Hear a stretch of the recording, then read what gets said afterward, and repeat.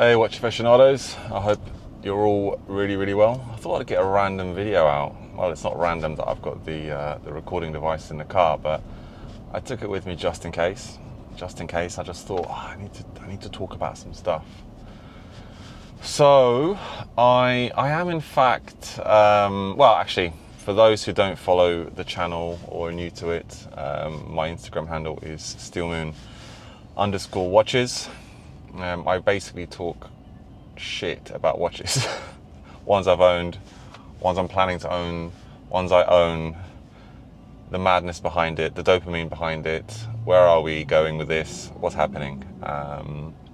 Anyway, so today's video, I thought I'd touch on, I guess you know why I thought about this video. I just thought about this video a bit of maturity. I think I'm starting to display some maturity in my watch journey. And what does that even mean? To put it into context, I am currently, well, I'm wearing the sub date 16610, but I am currently, I'm not going to mention which watch is it, because someone might nab it here in the Middle East if they're viewing from the Middle East, but I am currently considering a watch.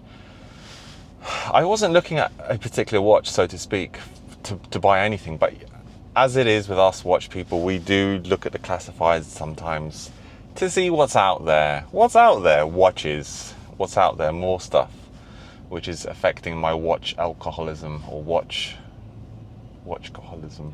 Yeah. Anyhow, and there is this watch which I've owned previously, and I just don't feel I owned it long enough. I never got my fix from it, and I can pick it up at a really good price, like at a very good price, you know, full set, everything, get it authenticated, yada yada yada.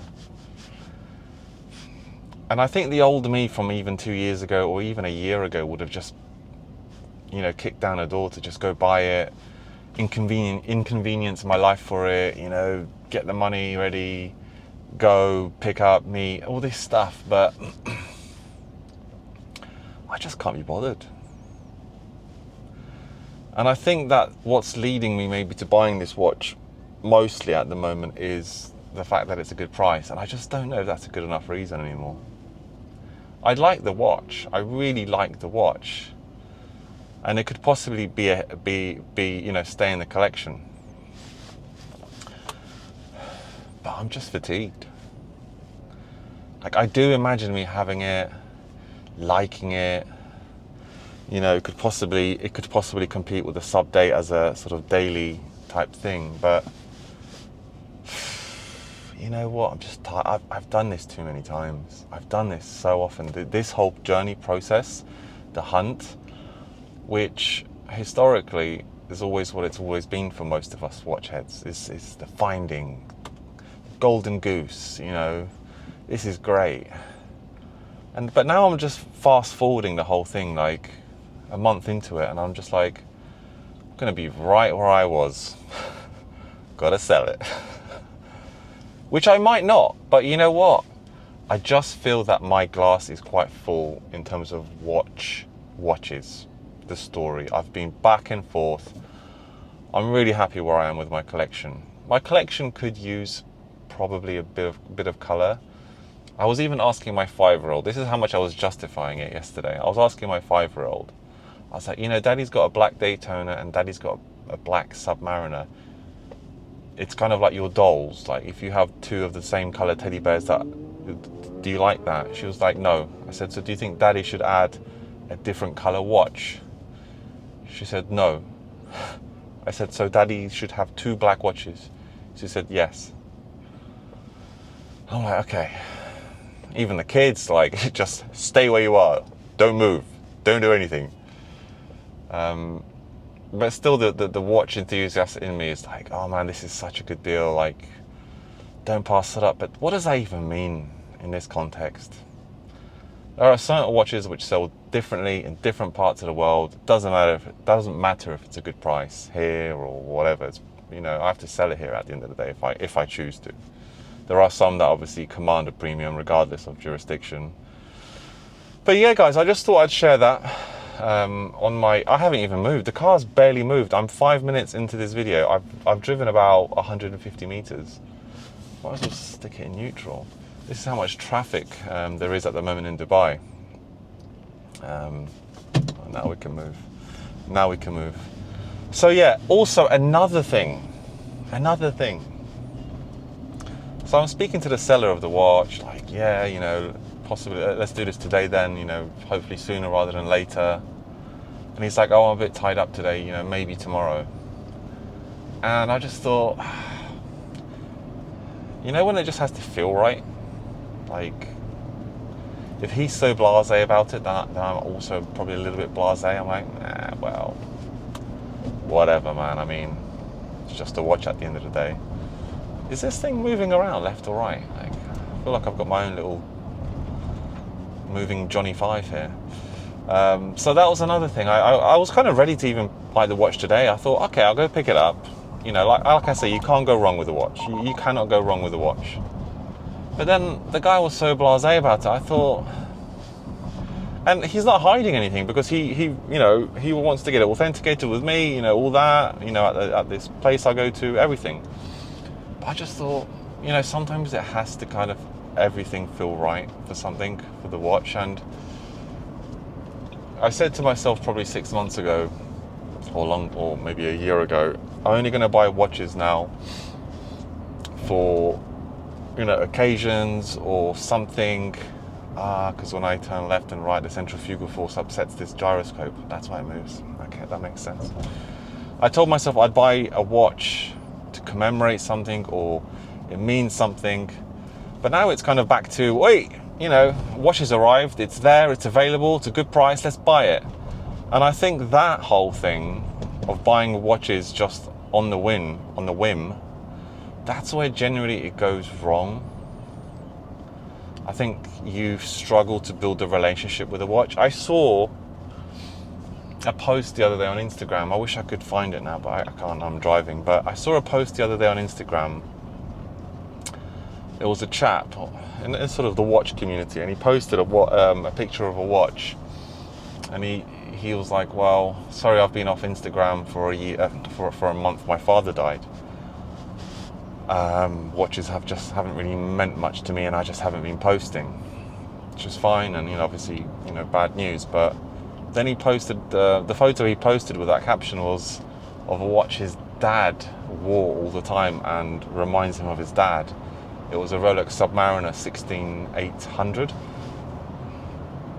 And I just commented, I was like, man, that watch is going to be more than any other watch you could possibly ever buy, you know, because it's just so true. I mean, that there is the connection. What do us watch people look for in a watch? It's certainly not just, you know, a lot look at the flex, and I think that needs to really be addressed, this whole flex thing of it. But again, how do you quantify that? You know, everyone's got a different definition of flex. I guess I'm just talking about the general sense of the term flex. But how do you quantify that? And yeah, it was just a powerful message, man. Like, but also us watch enthusiasts, you know, we one day have this dream about passing down a watch. But if we keep flipping watches and changing them all the time, when you're gone, the family are going to be like, which watch did he like? I don't know, he was wearing them all. Yeah, but which one is his favourite? No idea. So you have to pick a watch. Pick a watch, and that's the one. That's the one, and then the others are flankers. The others are flankers. I'm not going to go into that in my collection yet because I don't know yet. Which one's a flanker, which one's a main, which one, I don't know. You just don't know. But those stories of people who just wear their watch day in, day out, and someone says, you know what, every time I think of that person or I see this watch, I associate with that. I used to have that association from a friend. He was like, oh, every time I see a Rolex Hulk, it reminds me of you. And I'm like, damn, man, I've moved on so far from the Hulk, but it's so cool that someone associates me with the Hulk. That's, you know, I'll take that. Another thing I just thought I'd mention, you know, I've got 2 black watches. And I've been thinking about, you know, do I change the sub for something with some color on it, whatever. And I've been thinking recently, I've been wearing a sub and I've been really enjoying it. And the black goes with everything. And I've been thinking different color watches, whatever, you know, Batgirl, Batman, whatever. And then I just thought, you know what, this watch just goes with everything. And a lot of people in my Instagram messages, comments, wherever I read online, forums, people talking, they're like, oh, you know, the black sub is boring. It's not boring, it just goes with everything. That's why someone has it. Own it. Just own it. The watch is not going to be your calling card. It really is not going to be your calling card. You know, this whole looking for colors and watches. The black sub, by initial impression, can be a little bit boring, but when you, let's say, want to replace a black sub with something, you realize, oh, hold on a minute, like, okay, I'm not always this type of person that matches my outfit to my watch, but damn, there are some things that just don't go together. I guess somewhere between the lines of everything I'm saying today, people could guess what watch I'm considering, if they're like a proper good detective, like a really good one, Columbo style. But yeah, black is not boring on a watch. It just goes with everything. That's why it is the color of choice. If black watches were as rare as all the other stuff, we would be like a black American Express card. We would be falling over ourselves to get it. It seems to be the choice, the go-to, the de facto standard. The color that goes with everything. All the colors of t-shirts I wear, shirts, a black watch goes with it perfectly. Really, it's just, it's great to experience. So, in this kind of knot of a video of knots, there is some message. So, summarized it by me wanting to buy something, and my, you know, buyer's maturity,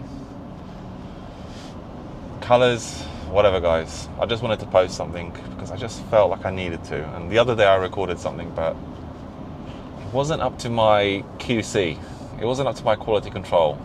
Maybe I'll change my mind about it sometime. But I'll see you guys in the next video, and we'll speak soon. Thanks, bye.